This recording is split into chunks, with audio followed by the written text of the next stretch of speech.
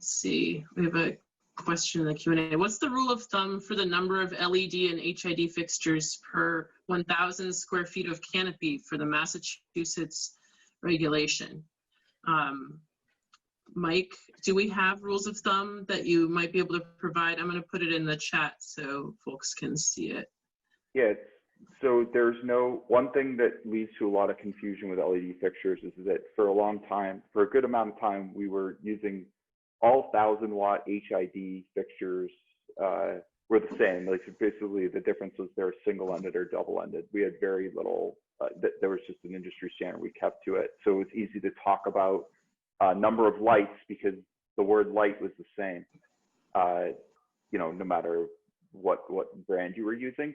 LEDs, the wattage per fixture, the shape of the fixture, its coverage area, they're all different. They're starting to kind of gel into some standards, into some informal standards, but for the most part, you just have to look at it.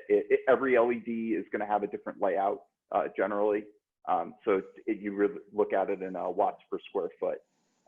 It sense is the best way to compare, you know, lighting layout A with this fixture to lighting layout B with this fixture.